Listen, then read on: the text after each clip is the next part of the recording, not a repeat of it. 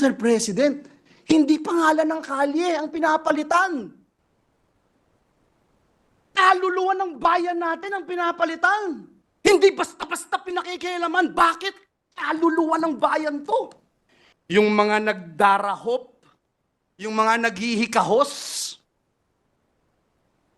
mga nangangailangan ng tulong, nangangailangan ng ayuda ng gobyerno, umaasa sa tulong ng gobyerno, pagsasamantalahan natin.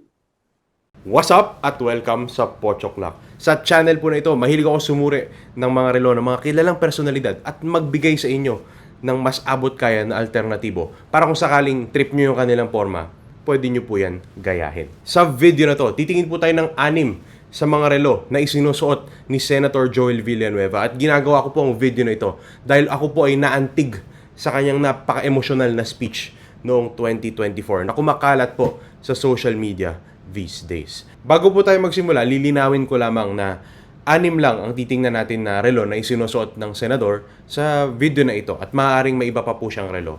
Bukod po dyan, sa 6 na relo na yan, 2 po dyan ay recycled clips na from previous videos kung saan natingnan ko na ang mga relo na yon na isinusuot ng senador. Bukod po dyan, may iba pa po akong mga disclaimer na nasa description po ng video na ito at kung interesado po kayo, pakitingnan na lang.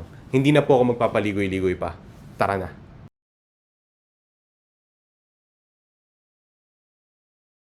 Ito pong relo na ito ay suot ni Senator Joel Villanueva habang nililitis po nila yung mga contractor sa flood control projects ng DPWH. At makikita nyo po yung relo na ito, ang standout feature niyan talagang yung white na strap, the white case, and then pag tiningnan nyo po yung dial, parang medyo complicated yung look niya. And then bukod po dyan, parang medyo malaki po yung size ng case sa wrist ng senador, no? So dahil sa mga katangian na yan, tingin ko this is an IWC, the Pilot's Watch Chronograph, the Top Gun edition, specifically the Lake Tahoe, no? So ang relo po na ito ay may sukat na 44mm. And nabanggit ko na in the past, IWC is really well known for their pilot's watches or their fliegers. At marami po akong nakikitang mga public official at mga artista na ang preference po nila ay IWC. And I guess ako personally gusto ko rin po yung mga look ng IWC but I prefer the Mark 20, no. Ngayon, ang relo po na ito, ang SRP niya is 709,000 pesos. But if you look sa secondary market, makakita kayo ng mga prices na medyo creeping up to 700,000 pesos. At dahil po dyan, kung hindi naman sobrang layo ng price, I do recommend buying from the store, no. Doon naman po tayo sa alternative. Ang napili ko po ay ang Swatch na Moon Swatch, specifically the Mission to the Moon Face, the white version, no. Ang napili ko po ang relo na ito primarily because of the white case and the white strap. Bukod po dyan, chronograph din ang relo na ito. But when we think about it, yung concession po niyan is una, quartz movement po ito. Pangalawa, yung dial color niya, which is white rather than the black doon sa IWC na tingin ko suot ni Senator Joel Villanueva. At yung orientation po ng chronograph is really different. Doon naman po tayo sa material din ng case, which is also a key concession, no, when it comes to this watch. So ang Moon Swatch po kasi, ang case niyan is bioceramic. At when you feel it in person, para siyang medyo plasticky po yung dating niya, no. And contrasting that with the IWC na suot po ni Senator Joel Villanueva, sa tingin ko, ceramic po ang case na to. And so ang relo po na tingin ko suot ni Senator dito is a really unique watch. Not necessarily the first time I'm seeing IWC. I do see IWC on many politicians' wrists, but this one is quite unique, no? So I really like this coming from the senator. Ngayon, yung Moon Swatch mismo na white, na Mission to Moon Face, na may Snoopy sa dial, at retail po yan ay 20,250 pesos. Word of caution lang po dito sa mga target bumili ng Moon Swatch. Nung una po kasing lumabas to, medyo limited sila at may shortage sa mga stores. Kaya marami pong nakapag-scalp, and I think right now they're still selling it for above retail. So my advice po is, before kayo bumili, do check it out at retail where it's safer to buy.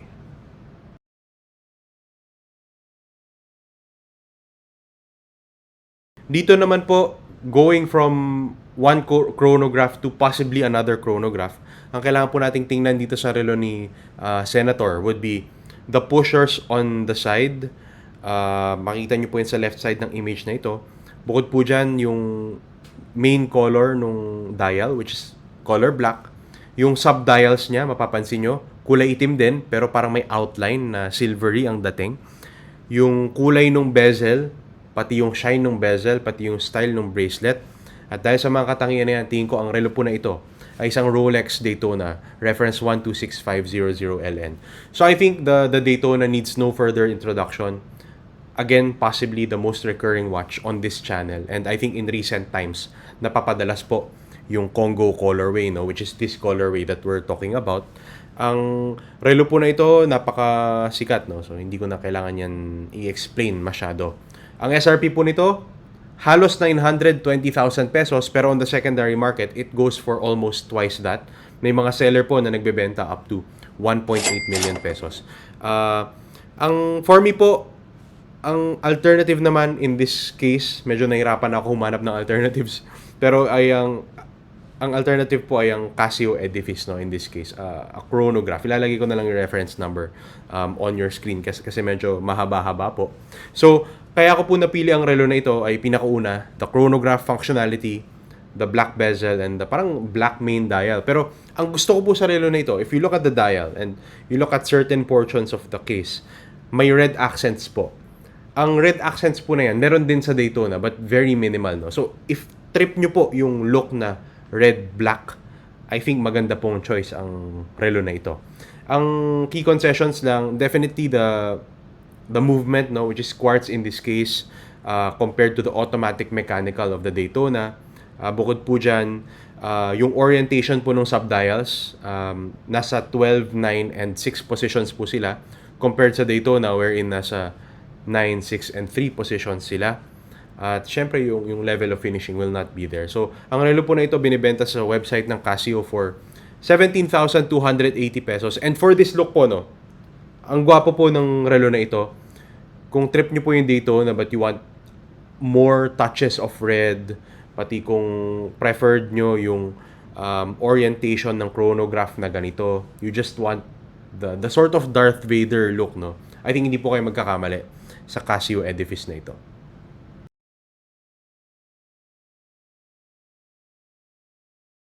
So, dito naman po sa image po na ito, ang kailangan nating tingnan sa relo ni Senator Joel Villanueva, yung hugis ng case, pati kung paano ito dumidikit doon sa bracelet niya. So, integrated bracelet style yan. Yung hugis po ng bezel, which is parang octagonal po, no, pag tinignan natin. And then the color of the dial. At dahil sa mga katangian na yan, think of this is an Audemars Piguet Royal Oak, the 15510 ST. So, ang relo po na ito is a revered watch, no? Na-mention ko na in previous videos, but the Royal Oak has such rich history. Hindi yan lumang design. Medyo recent siya, no, compared to the overall timeline of watches. No pun intended. Kasi nung 1970s siya inintroduce. But as I mentioned in prior videos, no, I think it helped save the Swiss watchmaking industry. And this brand is part of the holy trinity of Swiss watchmakers alongside Vacheron Constantin and Patek Philippe. Although I would say, no, sa tatlo po na yan, probably yung Audemars Piguet po yung nasa gitna. Ang pinaka-desirable yung Patek Philippe. No? Pero talking about this watch specifically, I see it sell on the secondary market for up to 2.3 million pesos. So, medyo hard-hitting na po ang relo na ito ni Senator Joel Villanueva. But I really like that about this collection. Napaka-varied po, no, ng taste niya. So, when it comes to the alternative, dahil nga mahal na mahal yan, I selected a Filipino brand, no, in Clo & Co. with their Alpesailor.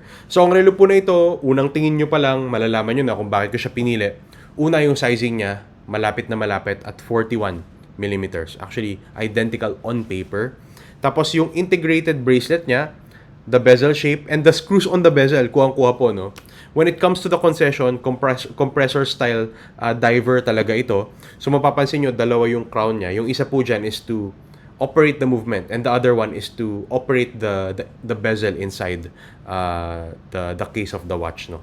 So bukod po dyan, yung styling po ng indices are different. Dito po sa Alpisaler makikita nyo yung Arabic numerals, whereas sa Royal Oak makikita nyo parang stick markers ang ginagamit, no. And probably the level of finishing, it will be quite different, no. Pero ang relo po na ito binibenta sa website ng Clo & Co for 24,800 pesos. This is a young Filipino brand, and kilala nyo naman po ako.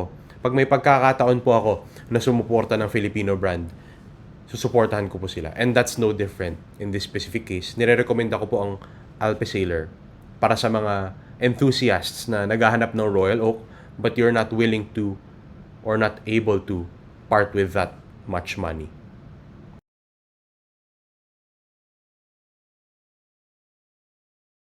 Yung kasunod po no, na relo ni Senator Joel Villanueva, ang kailangan po nating tingnan dyan yung case shape niya na parang TV-shaped. Tapos yung bracelet niya kung paano kumakabit sa case. So integrated bracelet style. And then the color of the dial as well as the likely shape of the indices. At dahil sa mga katangin na yan, tingin ko din sa Patek Philippe Nautilus 5711/1A. So ang relo po na ito has already been discontinued pero na-update na siya. Kasi ang 5711/1A po, no, comes in full steel, both the case and the bracelet, pero na-update na yan to the 5811 kung hindi po ako nagkakamali, wherein full white gold na ang case and bracelet. So ang relo po na ito measures 40mm across, and I think the Nautilus needs no introduction, similar to the Daytona. Marami pong mga sikat na personalidad na nagsusuot nito. Mag-share lang ako ng interesting tidbit about the name of this watch. So ang Nautilus po is actually a Latin word which comes from the Greek word nautilus, which means sailor, if I'm not mistaken.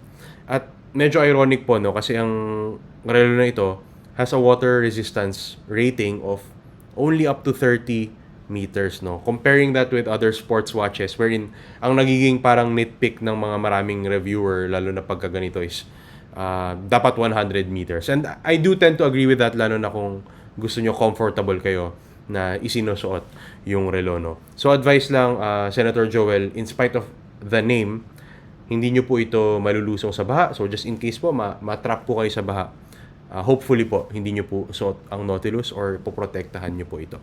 So ang relo po na ito on the secondary market costs up to 7 million pesos, depende sa seller na kausap nyo, pati sa condition ng watch. But in terms of the alternative, I selected a Timex, the Q Timex day date in 37mm. Kaya ko po pinili ito primarily because of the case shape. Medyo rounded siya. Pati yung bracelet niya, no? Pati yung kulay ng dial. In terms of the concession, definitely the movement, which is quartz here, pati yung level of finishing and comfort will not be quite on the same level. Pero tingnan nyo naman ang presyo. 12,995 pesos, and naka-discount pa po yan sa website ng Timex ngayon. So kung interesado po kayo sa look ng Nautilus, gusto niyo ng konting variation though, baka masyado na siyang recurring para sa ibang mga nagiging viewers po ng channel na ito, no? And you want something unique but at the same time something similar, I recommend this Timex, and I really like its appearance.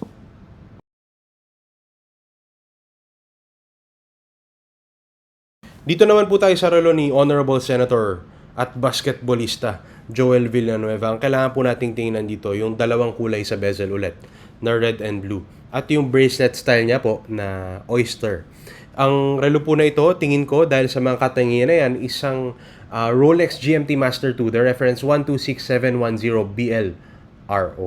At ang relo po na ito, I think, ito po ang pinaka-desirable na color combination ng bezel pagdating sa mga GMT Master 2, no? At dahil po dyan, ito ang pinakamataas sa secondary market, all things held equal, no? So ang relo po na ito is nicknamed the Pepsi. Iba po yan dun sa Batgirl saka Batman, na iba ang nickname kapag kaiba ang bracelet. Dito po pareho po silang tinatawag na Pepsi, no? Whether on the Jubilee bracelet or the Oyster bracelet. At ang relo po na ito, ang retail po niya ay 638,000 pesos. At medyo strange po yan, no? when comparing doon sa relo naman ni Vice Governor Alex Castro, kung saan ang SRP niya ay 644,000. Lalo na mas complicated ang movement nito. Nakapagtataka lang po na mas mahal pa ang relo na yon. Pero all the same, when it comes to the market value, mas mataas po ito at 1.2 million pesos. No? So medyo out of reach po yan. Kaya ang alternative po na naisip ko ay from the brand Certina. So ang Certina po is part of the bigger Swatch Group. They were founded, I think, in the 1800s. No? Kaya medyo malaki na rin po ang heritage ng brand na ito. Ang relo po ay ang DS Action Powermatic 80. So ang relo po na ito, kaya ako napili dahil sa red and blue bezel, pati yung GMT functionality. At ang SRP po nito ay nasa mga 69,500 pesos. So medyo may kamahalan pa rin, pero mas mahal naman yung kay Honorable Senator, basketballista, Joel Villanueva. So ang concession lang po pagdating sa relo na ito is probably the level of finishing and the color on the dial. Hindi po black ang dial na ito. Instead, blue po ang ginagamit niya. But for this price na mahal pa rin, pag kinumpara nyo naman sa prices ng Rolex GMT Master 2 Pepsi, sulit na rin po kahit papano. And this is coming from a reputable brand from the big Swatch Group na is very well known, no? And it saved the Swiss watchmakers back in the quartz crisis. Hindi na po ako magpapaligoy-ligoy pa sa relo ni Senator Joel Villanueva. I think this is a Rolex Yachtmaster 126655. Nabase ko po yan sa color ng case, which is parang rose gold, and then the black rubber strap, pati yung indices niya on this footage. Mapapansin nyo na it's very similar to the Yachtmaster. No? So that's why I think it's the Yachtmaster. And this watch, I've seen it on the secondary market go for up to 1.8 million pesos at this point.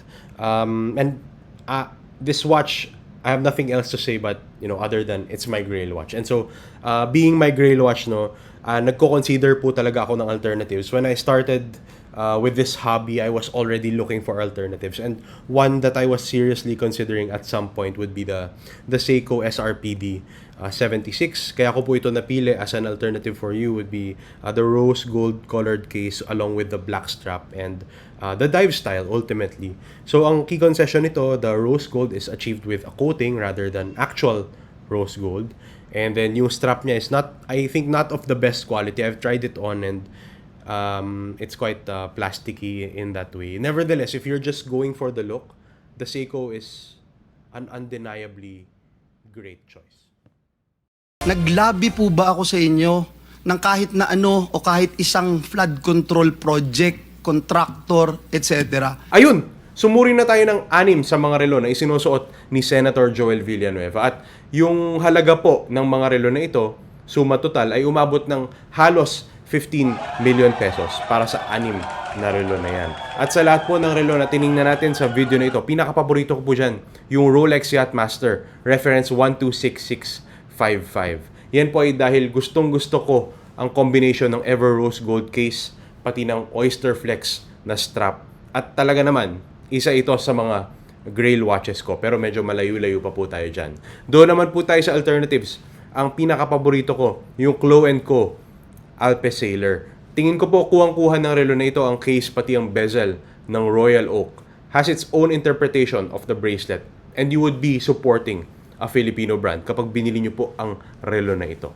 Pero opinion ko lang po yan. Kung iba pong inyong opinion, kung tingin nyo merong ibang relo na mas angkop bilang alternative, let me know in the comment section down below.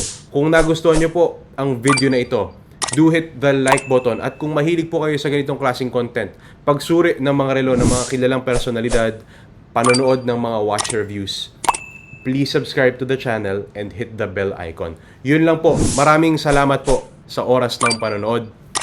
Laters, yo!